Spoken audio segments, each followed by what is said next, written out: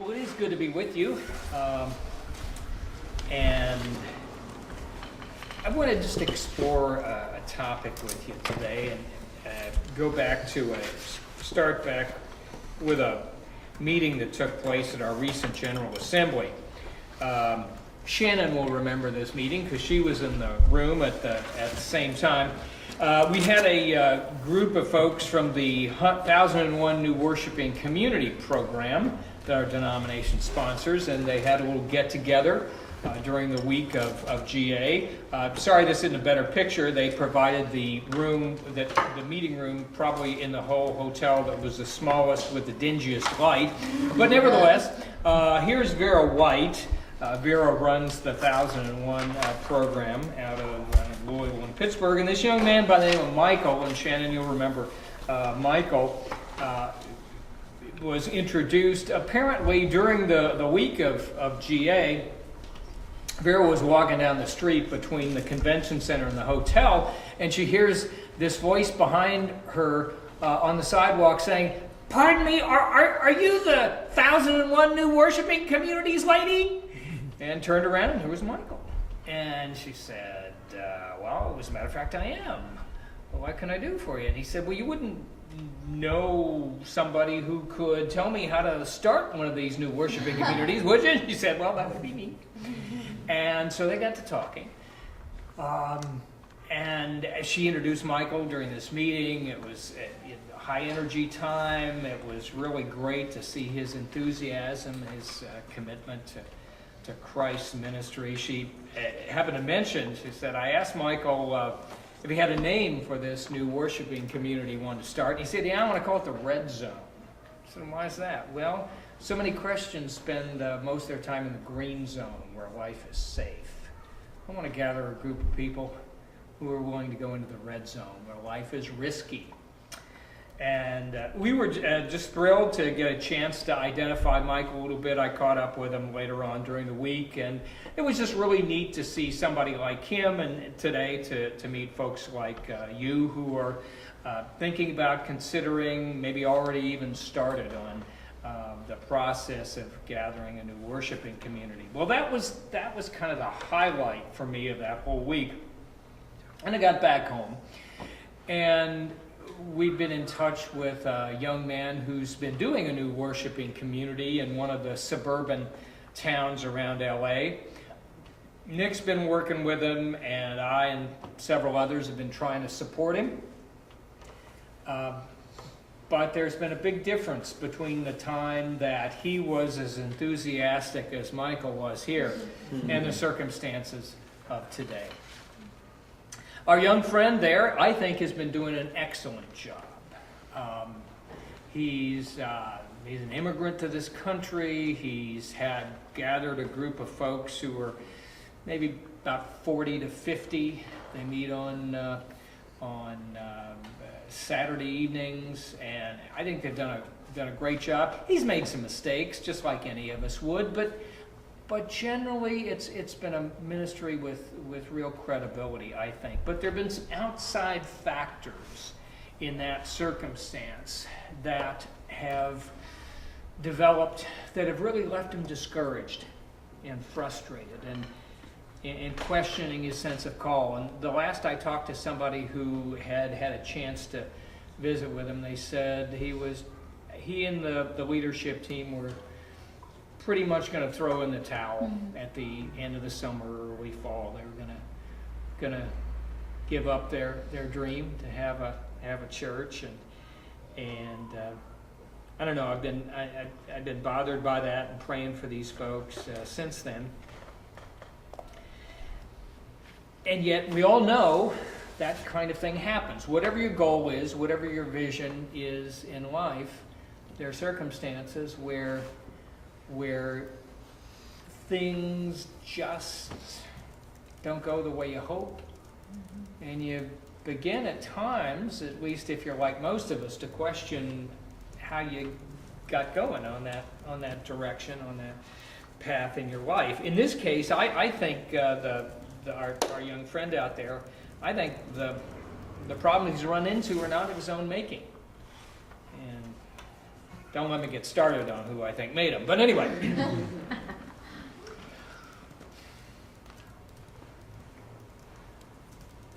There are these circumstances which you and I just can't control.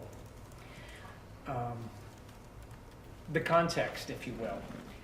About 10 or 12 years ago, there was a study by Harvard Business School. And they analyzed people who had been very successful CEOs at companies, real high flyers, who then, after a stint at a certain corporation that everybody in the business community acknowledged had been very successful, whatever that means in that context, they switched to another company or a company in another industry.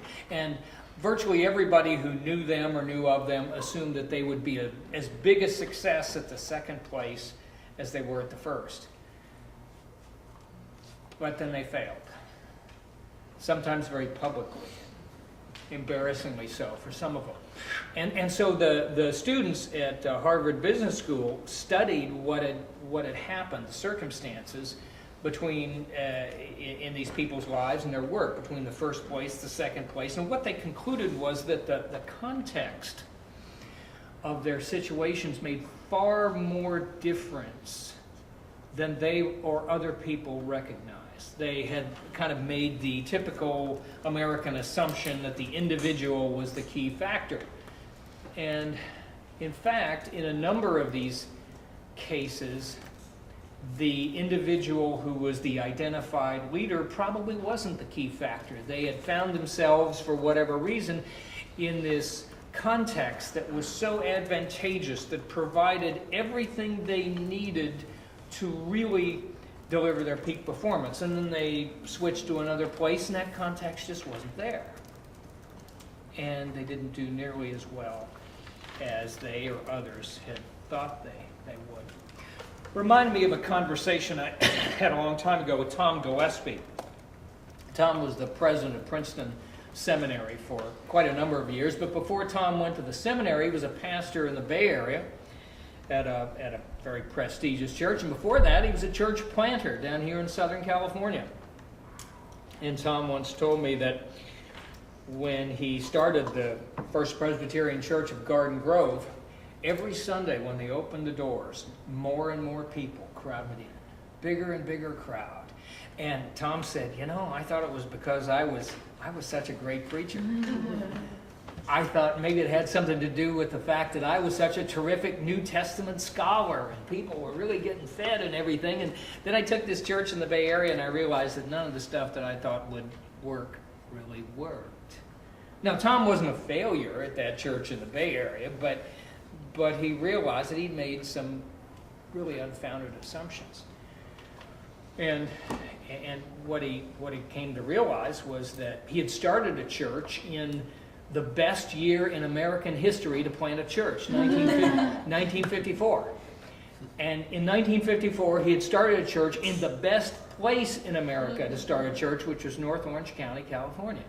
And oh, by the way, the next year they opened this little business down the street called Disneyland.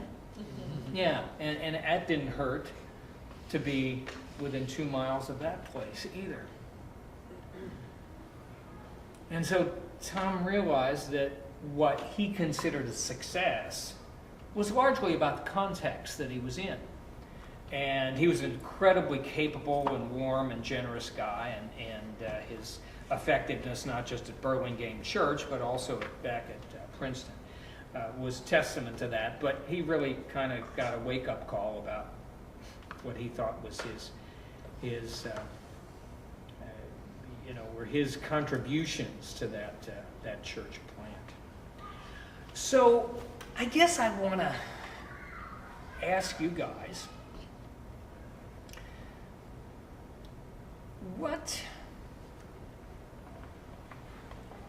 has been your experience? What have you told yourself? What have you learned or processed from the experiences in life that you've had so far, or you will have, where you've maybe come to question your decisions, come to question the path that you're on, come to question your sense of call? Because if that hasn't happened for you yet, it will. And if you start a church, there's a good chance that'll happen somewhere in there, like our friend out in the suburb who was absolutely sure that God was calling him to start this new worshiping community, and he got it started and everybody loved him and things were going well and they were gathering more people, and then circumstances came from outside influences that he couldn't change, he couldn't affect. And now he's feeling like he really maybe made a mistake in the whole thing. He's about to give up. So what have you learned from the times when you've had discouraging or frustrating experiences, or you thought you were having you thought you'd identified a sense of God's call in your life somehow, and then later on you came to the conclusion, maybe I'd misjudged that. Maybe I really didn't understand what was going on there. Maybe I've kind of hitting the wall about something. So what has been your experience, or how do you think you would handle that when that time comes in your life and your ministry?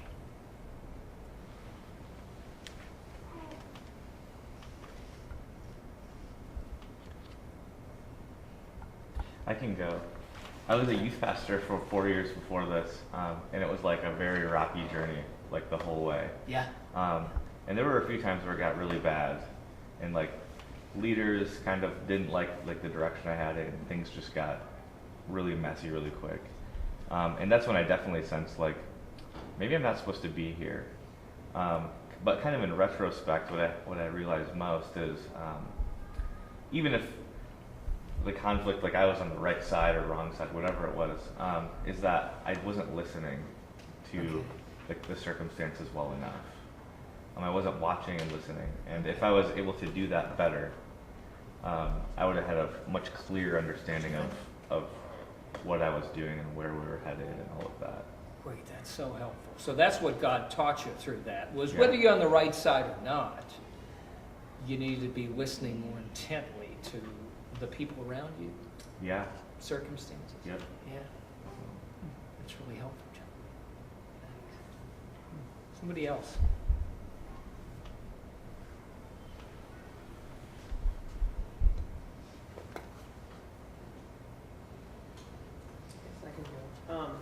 So I've led worship at a couple of different churches, and something I love doing, something that's been affirmed externally as well as I really feel called to that, does not work for me in churches, and it'll work for a while, and then I've had two places now, one where it just kind of blew up, and the other where I realized kind of late in the game that it wasn't a good fit, and so that's really made me question like why I have this particular desire and skill set, and it seems like the church is the place where that fits, but I don't seem to fit there, and so I've had to really kind of wrestle with that, and it's kind of led us to what we're doing now, which is ministry, but not so much in the church context. Yeah. So what you learned from that experience was? I've learned a lot. It's similar to John. I think the listening bit. I've learned that it's hard to be a woman leading in the church at times. And I think I've learned that I still love the church. Like it hasn't made me want to not be involved. But just that maybe that's not the best fit for me. Yeah. Well, that's an incredible realization. Is okay, maybe that place, that context, and the context has so much to do with how God uses us, and maybe that context just isn't for you, at least right now. Thanks. That's really helpful. Somebody else.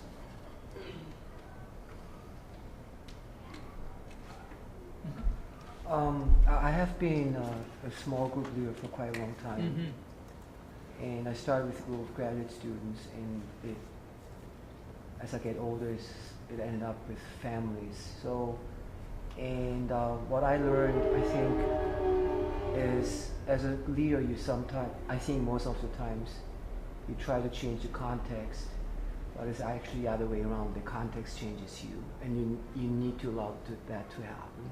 Yes. So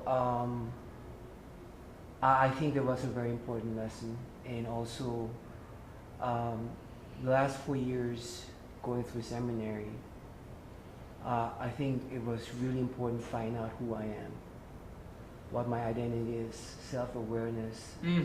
Something I think is so crucial to understand. Actually helps you to understand how the context might be able to change you. So those two things are really, I think, the most two important things I have learned in the past years. Because if we don't understand who God has made us to be, it's a lot harder to understand what God is calling us to do. Thanks, that's so helpful. One of the things that I learned so clearly was that, it's still the case, I totally misjudge on a regular basis where God is working and where I spend my time working. You know, I mean, the values of the kingdom are just not the values of the world. And over the years, time and time again, when I've been in a situation where I thought I really did great, I really knocked it out of the park, that was my best effort at whatever, it seems like it's amounted to little or nothing.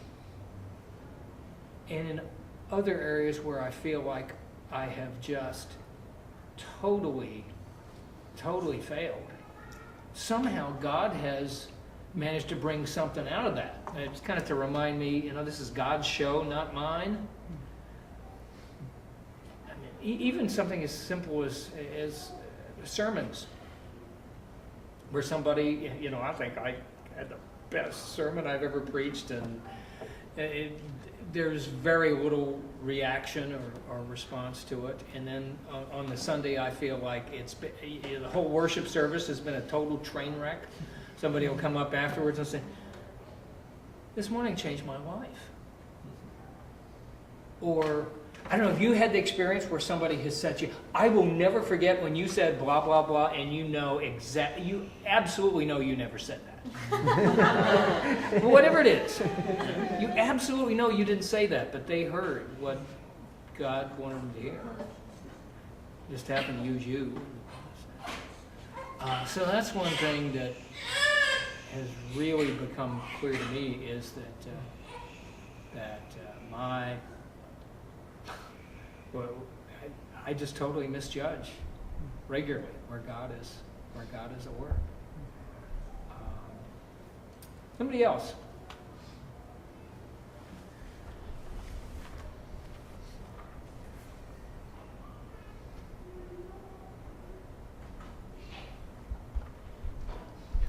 Well, I've experienced a lot of failure trying different things.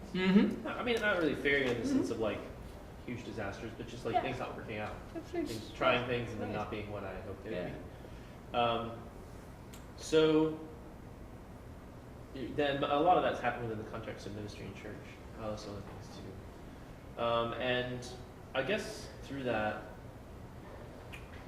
it's kind of, I would say that what we're doing now, it's allowed me to be less afraid of failure, which I think is really important. And also to have more, at the time it felt like I was a failure, and I felt like I was losing my ability to do things because of how frustrating or traumatic the experience was. Yeah. But several years later, I feel more able to do things than I was before.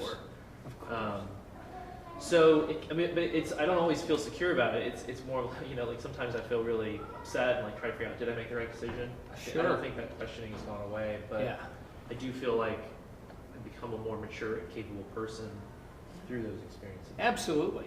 Well, where do we really learn? Not from success, or whatever that means. What success usually, what we usually take away from success is the wrong message. Kind of like Tom there in Garden Grove in 1954. Oh, I must be such a great New Testament scholar. That's why everybody's coming to worship on Sunday morning. No, you just happen to be in the best place in the history of America to start a church right now. What we learn from is failure. Is, oh, gee, I don't want to do that again. Or, gosh, I could have done that a lot better if I had just, whatever. That's what we learn. In our presbytery, we're throwing a whole lot of stuff up on the wall to see what sticks. We got new worshiping communities. We got church plants. NVC was our first one. We've got all kind of projects that we're supporting. A bunch of them will fail. Thing is, we have no clue the difference between the ones that'll make it and the ones that will fail. And even the ones that do fail may be experiences that God uses for far greater things than what the ones that we define as success. We just really don't have a clue. But what we're pretty sure is a lot of these efforts aren't going to end up the way we'd hoped. Who knows whether it's what God intends to use them for or not. But it's okay. We're going to learn something. We started out when Nick and I started out with this, and really it was 95% of Nick and me just trying to help out, but we didn't know what we didn't know. Show you how stupid I was. We got our coaching from the guy who was the church planting director for the Evangelical Covenant Church in the Western United States. Wonderful guy. We caught up with him about a year ago. Just had lunch with him, Nick and I and a couple friends, just to say thanks for being such a supportive Christian friend. And I remember we were having a lunch. Wayne and I were having lunch, and he said something like, well, now you've learned a whole system. We taught you everything about what we do to start churches. Now, all you got to do is go out and find yourself somebody who wants to start a church.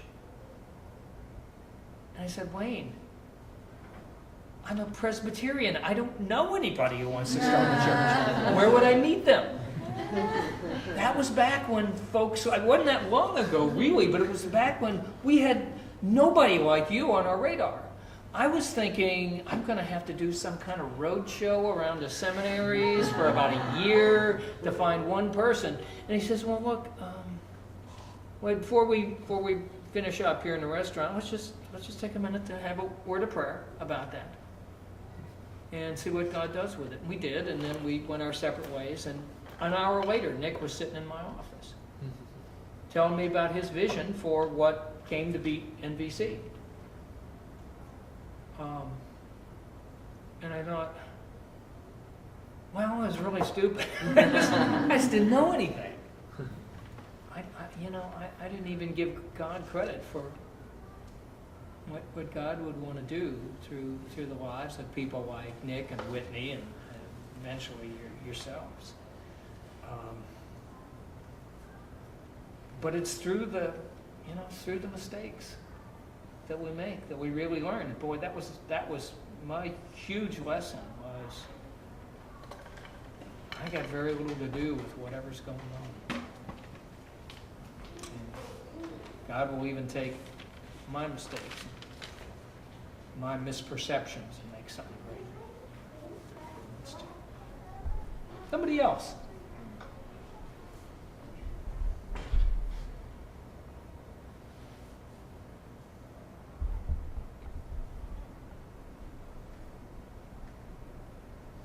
So far, I haven't really had many questions on calling. Okay. So I think I'm in that category of a pretty smooth road Yeah.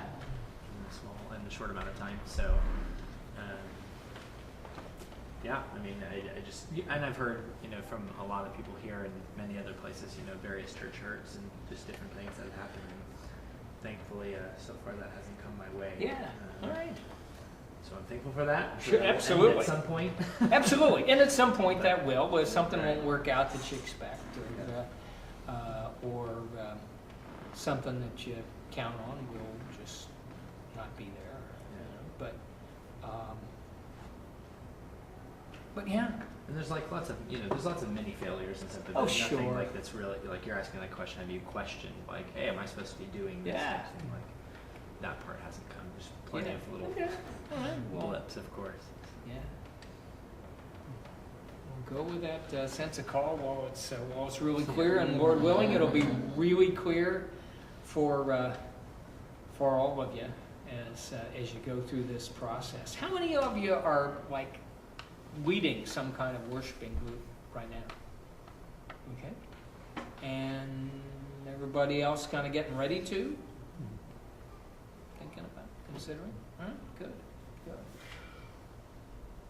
Near and I could tell one of the most critical parts of doing that effectively, and you know this, I'm not telling you anything you don't know, is just having a clear vision.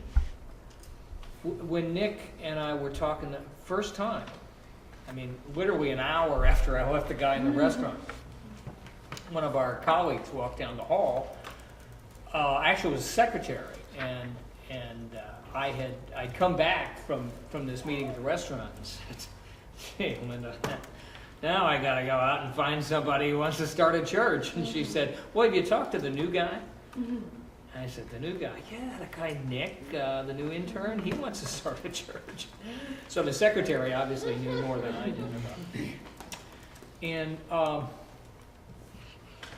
but she came back as we were sitting in my office talking about that.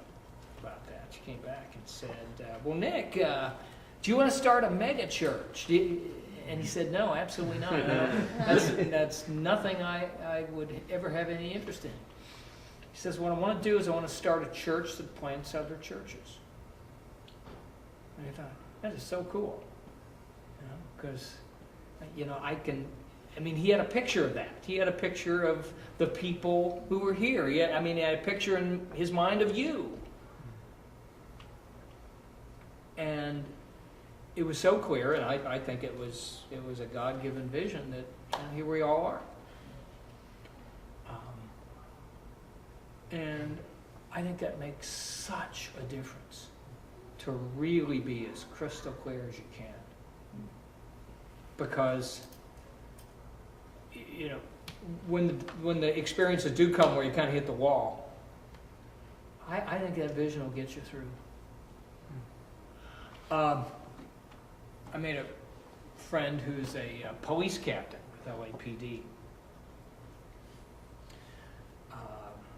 Went to a meeting at the area police station that's near our office. First time I went there was they were having the National Day of Prayer service at the police station. I thought, what's wrong with this picture? Doesn't the ACLU know about these people? And I realized the guy who ran the shop, the captain there, a guy by the name of Todd Chamberlain, is a committed Christian, and he had invited this group that put on the service to come to the police station. I asked Todd one time, I said, "Okay, so everybody knows what your mission statement is. It's on the side of all those black and white cars, to protect and to serve. It's probably the best known police department mission statement in the world." I said, "But what's your vision?" He says, "Here it is. This neighborhood," and he talks about the neighborhood that this division, works in, patrols, whatever. It's about 250,000 people. He says the highest concentration of apartment buildings in the city of LA.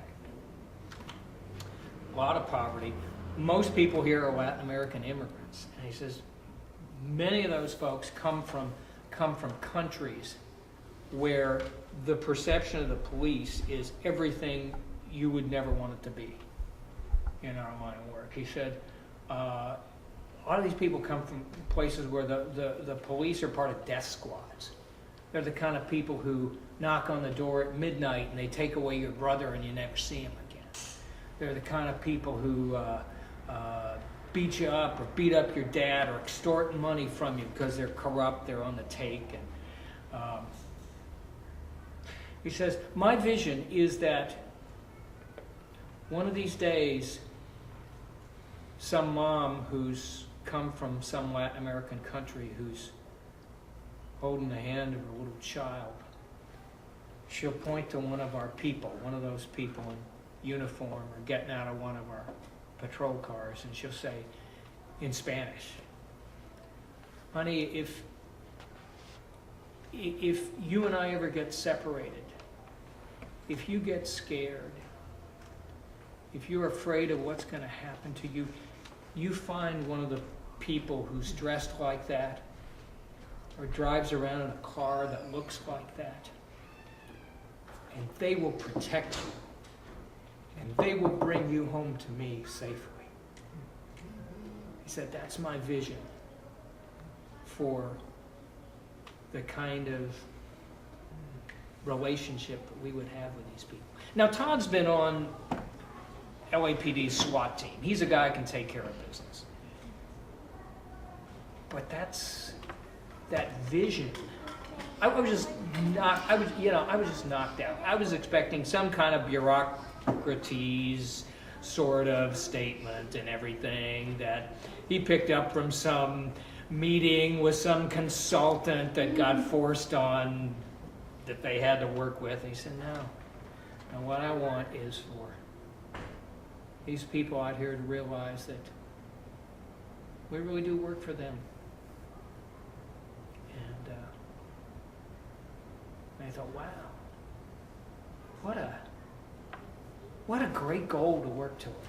And he said, that gets me through when everything else goes wrong. First time I met the guy, he had came into a community meeting actually, and he said, I get at these community meetings, he gives a little report about what's happening in the area that they he said, this was our worst weekend that we've ever had here. We had 3 murders in our area. He said, and he said, and the terrible thing was, one of them was right in the parking lot next door to our station. And he just kind of buried his head in his hands. You know, he worked so hard to keep this kind of thing from happening. And, you know, I got 3 call-outs in one weekend, and one of them's just 50 feet on the other side of my office. I thought, wow, that's really interesting. That's a guy I got to get to know, because he's so different from the usual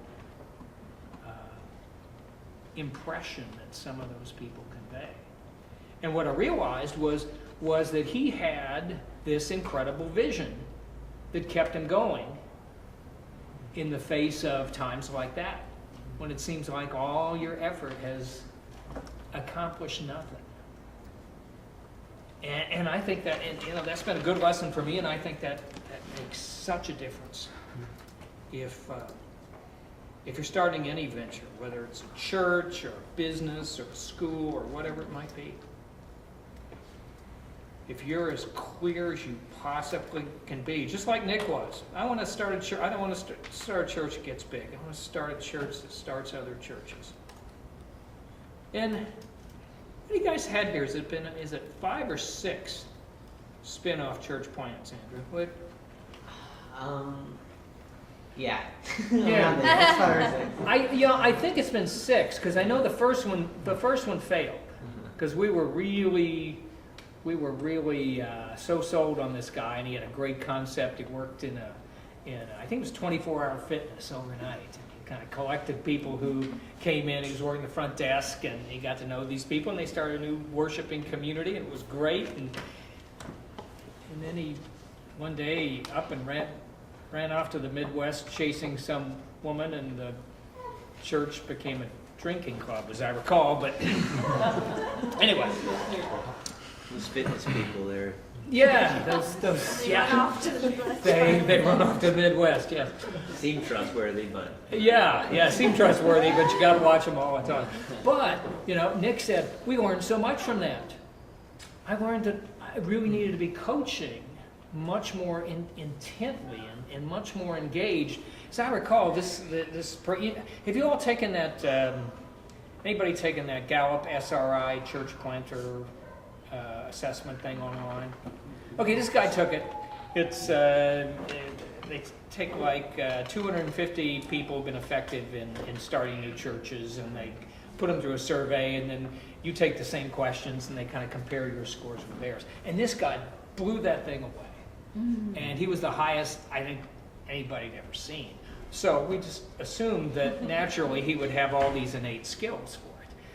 But probably what happened is somewhere along the line, he kind of hit the wall in his work and his ministry, and we just didn't know it. And Nick said, hey, that's what I learned, is I got to be much more engaged with somebody like that. And he's done that since. And I think there's like 5 now that are still going, which is huge. I mean, I don't know if there's any church in our denomination right now.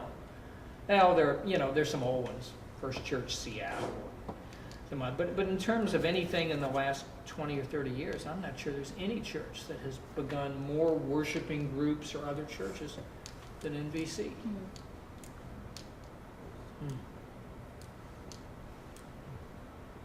So as you think about your experience in this or your future experience in it,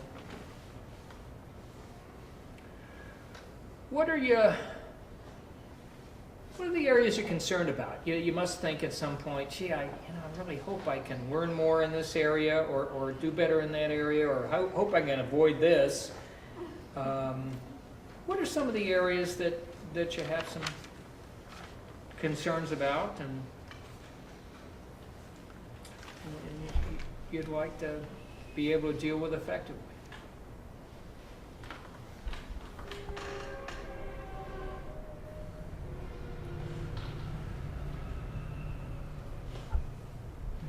I know for us, like my wife and I have I think a very clear vision of what we want or what we'd like to see, and we've even talked with Nick about this.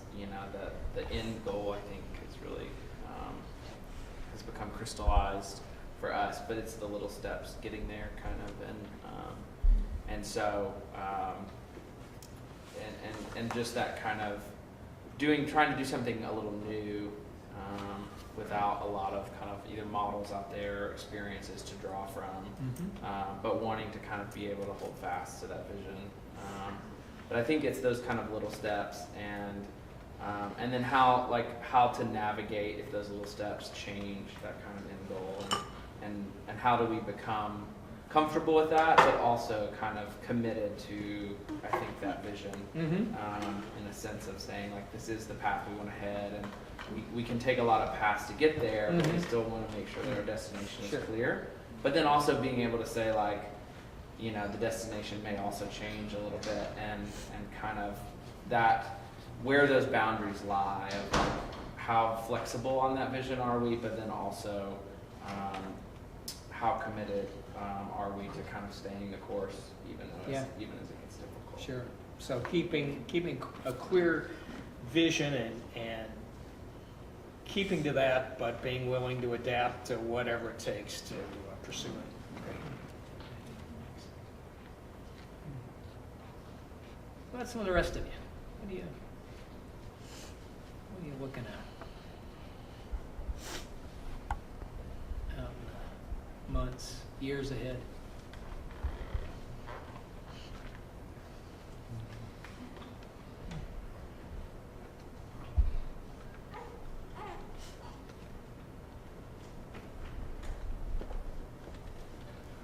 We're still trying to figure out location. So we've told them no. I mean, we go to Kansas City tonight. Sorry. Because she's from Missouri. I'm from California, so we're still working through. Oh yeah. Who we're trying to reach. Yeah. Sure. Yeah. Well, Lord willing, that'll become really clear. That, yeah, and I'm sure that's not an easy thing. We wrestle with that with our established churches, and as I'm sure you know, there's been a real sea change in the experience of established churches where they were just used to people coming to find them, and now they've got to figure out who is it we're called to go out there and reach. Yeah. Lord bless you on figuring that out. Nice. How many of you are? Where are you guys from, by the way? From Mission Viejo, California. Okay, but local, but going Midwest. Yeah. How about some of the rest of you? Guys, San Diego. mostly Southern Cal? Yeah, San Diego. Very good. We're from Michigan, but we're looking Yeah. at planting out here. Uh-huh. Probably, so. We're from Louisiana, but Ah. we're 19 here. Very good. North Carolina, Mhm. working. So you guys are really from all over the place. Wow. Terrific. Well, I admire you coming all the way out to be a part of this. I hope it's been a good experience. I trust that it has. Who have you had in to meet with you so far? Just out of curiosity. Scott Sunquist, Scott? Bob Lillian, Yeah. Josh Josh Schmidt, Mm-hmm. Craig. Craig? Yeah. Yeah. Mark. Mark Branson. Yeah. Okay. Very good. Yeah. I know one thing that I've heard a lot, and I think we're dealing with, but I think a lot of us are dealing with, is a good number of us are couples, and there's the reality of like couples wanting to do ministry together, but the financial viability of that, and not a lot of like, there's not a lot of like examples of it out in the field, and I think as well as like whether it's actually sustainable or not to both be in ministry. And I think like we feel very called to do something together, but also realize that it's going to be really hard to financially afford to do that, and to both do it. Yeah. And I know other couples have talked about that, of just the reality of finances, and especially if you want to do it in Southern California where it's so cheap to live. Yeah. Like a giving away housing. $100 rent. $100, yeah. So I mean, and so it's like we love California, but man, it would be a lot more feasible to plant together in the Midwest. Sure. Is there a message there Yeah. somewhere? So we're going to Missouri with them now. Yeah, all right. Very good. But I mean, I think that is a really scary. Yeah, sure it is. And I think it's one of those things that we feel like it is a. I don't know if I'd say it's a burden on our call, but it's a test to our call. Yeah, Because sure it's it is. very easy to say like, we want to follow God's call, but we also want to pay our rent. You know, and seminary degrees cost money, and Oh, yeah. apparently the government wants that money back at some point. So. Sadly, yes, I'm told, yeah. Yeah, you know, They lose that before.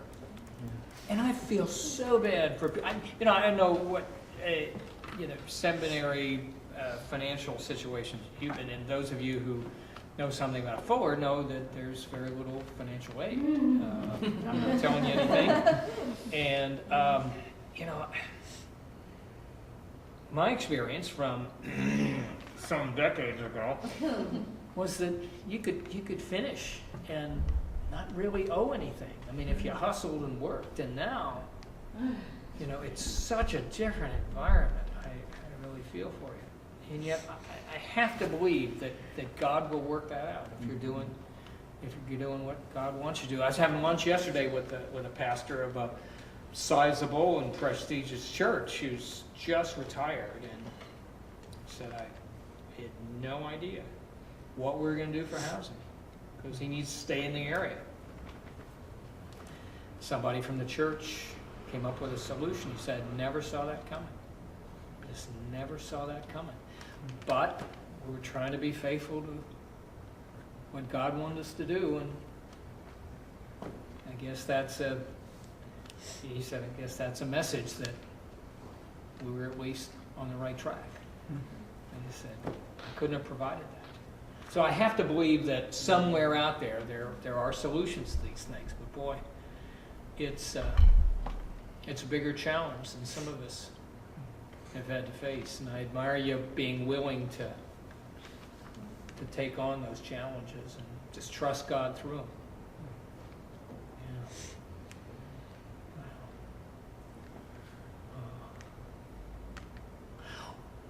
What's the, just out of curiosity, what's the most exciting thing that you've found? As you've been here and you've met with some of these folks, and anything really kind of struck you that has caused you to think, wow, that brings some new excitement to this concept, this idea.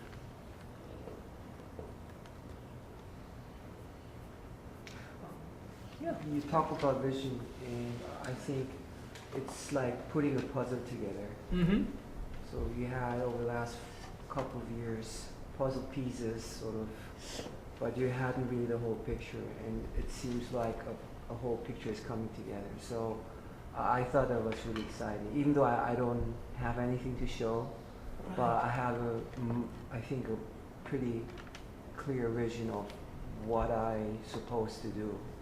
So that was really exciting because it took a long time for me. I don't know for others, but I speak for myself. This took like 4 years. Wow. Yeah. And at the end it was accelerating, but the beginning was quite slow. Sure. So now I guess I want to see if the vision really comes into reality, and that's something else that is exciting, I think. Well, God bless you for your faithfulness through a number of years. And I really believe we came back from the General Assembly, and a fair number of people in our presbytery were not happy with some of the decisions that were made at our recent GA.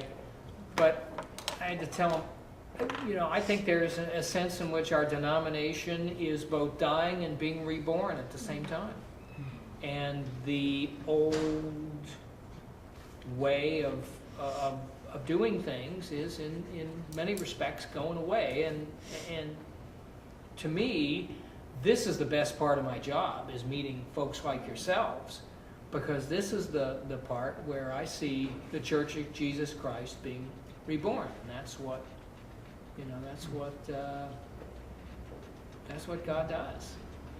Bring about resurrection. I think this is a fabulous at least opportunity for me to get a chance to meet with you guys. Have you done have you done field trips? Have you gone to worship in various churches around here? Is that part of what you guys do, or have you just done some of that on your own? Yeah, not as part of our pro work stuff, but we've lived in Just- Pasadena for a while, so Yeah, okay, sure. just churches. Yeah. We visited at least 20. Yeah, okay, all right, so Actually, you've done the road show at least. These guys have been going to different church every week, and this is NBC. actually. Yeah, good. What are you noticing as you're out there? Who's doing good worship? Who's doing good ministry? Well, it's funny, Chris. We went to another church this past Sunday, and it was great. There are a lot of things to like about it, but on the drive home, we said, okay, No, go ahead, you've already said she said, maybe This we do looks need really to. bad. No, it's okay. It's good humor. She said, we keep going to these church services, and we see a lot of good things we like, but we can't find something that we like everything about. So maybe we do need to plant a church. Just like, it's just one of those things you start to see. We all have those preferences. Sure, and absolutely. things we like, and we're working towards. Absolutely. And but there's part of that creative process about birthing a new culture, liturgy. There is part of it that's not a arrogant thing. It's not just like, we have this vision, this hope, this desire to see certain things happening. If God is giving you that vision, then Yeah. that's a niche in there that needs to be filled. Definitely. That's a big drive for us. There's not a church here that we know that looks like the one we want. That's to be a part of. Yeah. I think it's a huge need. I think, but after I said that, what Morgan said was so good, and it was really healthy, because what he said is something like, well, just be careful, if we do plant a church and, it's something that we really like, not to make it into an idol, where it's is the best thing ever, you know? Right. We're going to Like- create systems we don't like. Yeah, there's always going to be stuff we don't like, so. Sure, absolutely. That's such a great point. You know, where we see this in working with our existing churches is when a congregation declines in numbers and increases in age. And there are ways that a declining, aging church, which basically is, you know, in kind of a hospice type ministry, can really still have a great impact.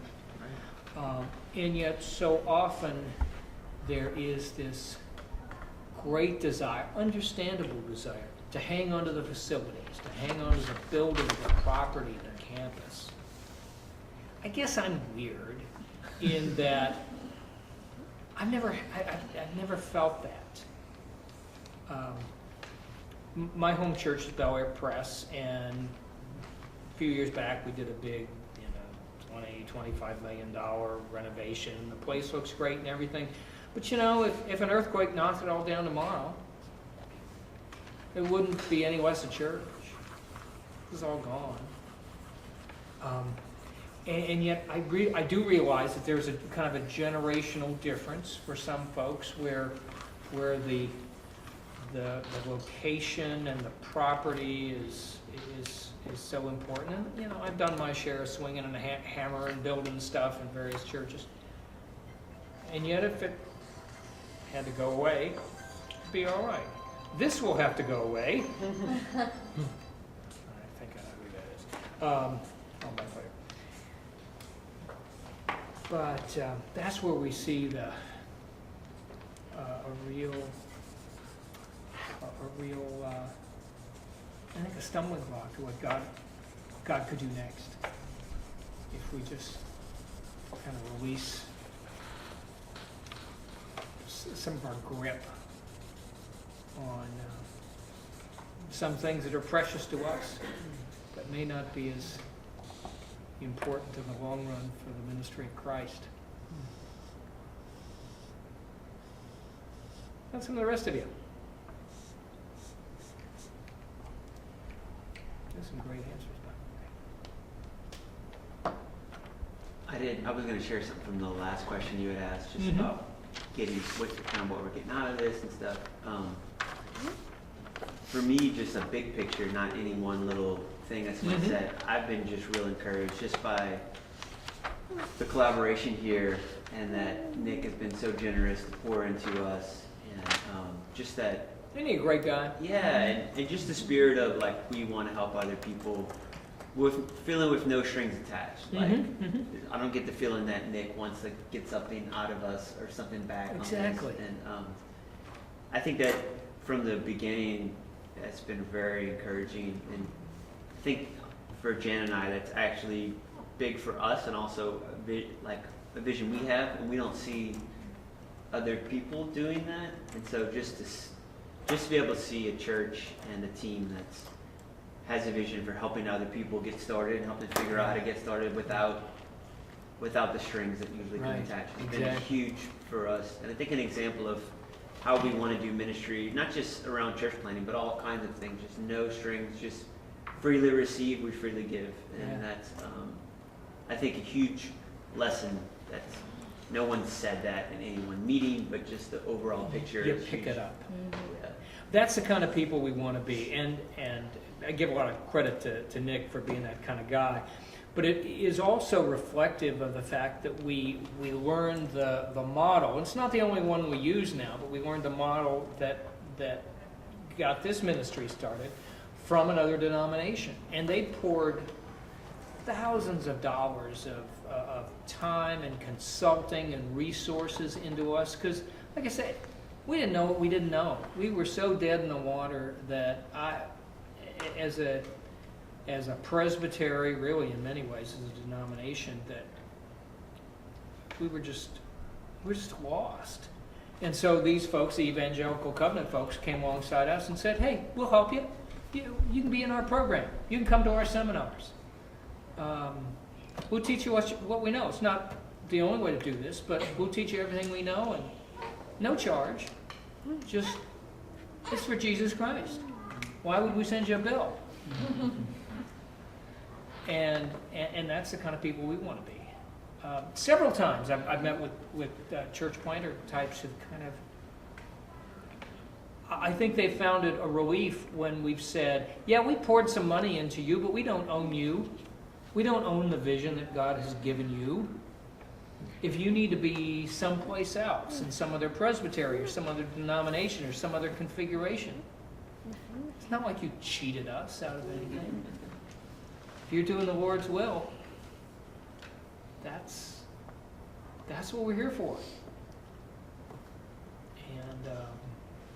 And I hope that would be one thing that everybody who's been a part of a experience like this would take with you, and do that for somebody else. And because we benefited greatly from people who knew a lot more than we did, who were happy to share what they'd learned for the sake of Christ. So go forth and do likewise.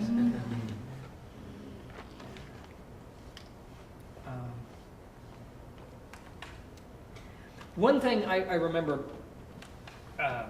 long time ago, I was having lunch with Rick Warren down when he had his office in Mission Viejo on Alicia Parkway. I went to lunch and they were running 4,000 at the time. And I said, so why do you think this congregation has grown so quickly? And I expected him, frankly, I expected him to say what Tom Gillespie told himself. Well, it's because I'm such a great preacher. Or I came up with this idea for a 40-day campaign, and it's, made a difference. He said, because God sent us the most unselfish group of people that I have ever met. Every time they got used to some place or some routine or something that seemed of value to them, and those of us who were the leaders had to say, we need to take that away now for the sake of reaching other people. They said, go ahead. We'll give up what has seemed important to us but really isn't, for the sake of reaching others with the gospel. I don't know if you can engineer that. I never could. But, later on, years later, when I got to know some people at Saddleback Church, I realized he was absolutely right. Those are the most unselfish people I had ever met. They would do anything for you. Again, the same kind of attitude was, you're in a different denomination, so what? You're in a different county, doesn't matter to us. What can we do to help you? Our experience, for whatever it's worth, is free to you. Resources here, take them, they're free. And I would say, if you can develop, if you can figure out how to develop that kind of culture, God will use that among your folks to change the world. And I don't know how to do it because I'm sure I'm possessive in my own way all too often. I know those of us and spent most of our, because I've never planted a church. I don't know, you guys know a lot more about this than I ever will. I kind of get it secondhand from Nick and all these other people. But boy, if you could foster that kind of culture that says, whatever we can do for you. We're having a meeting Sunday afternoon with another church planting group that operates. Are you going to have Jim Milley come in? Okay, so anyway, Jim will tell you about Bridges, and this is a Bridges meeting. And one of the guys, actually was a guy who was here last year, Corey Marquez, who has a ministry in Pasadena. And they do dollar for dollar mission and self-support. And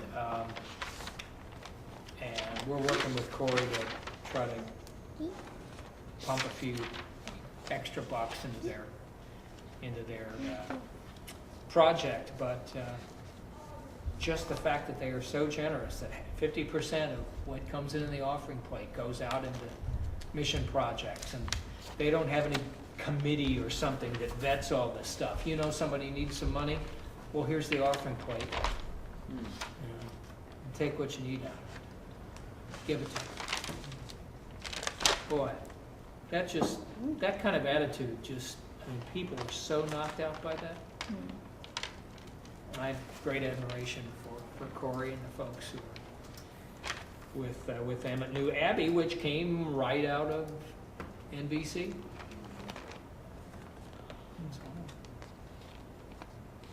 Anything else we need to cover? That's not just all I know, that's really more than I know. But anyway, just a real joy to be with you guys. Lord bless you as you seek God's direction for your ministry, wherever that may be. If you end up, putting a shameless plug here, if you end up staying in Southern California and you want to connect with some people who sort of like what you're doing, give us a call at San Fernando Presbytery. We'd be happy to talk to you. Yeah, I probably don't have enough cards, but anyway, copy that. But like I say, if you're staying in the area and you want to talk to some folks about where you feel led to go in ministry, give us a call. We might not be the people you ought to be connected with, but we might know somebody you should be. Somebody in another presbytery, somebody in another denomination. Like I said, we think the world of the Evangelical Covenant folks. They've been very good to us, and we think they have a wonderful approach. It's not the only one to use, but it's the one we used to get this ministry started, and seems to have worked. Anyway, thank you guys. Great to be with you, and thank all of you in the other group in the East, and God bless all of you there working with Shannon, who are seeking the Lord's will in new ministries, wherever you are. God bless you. Thanks.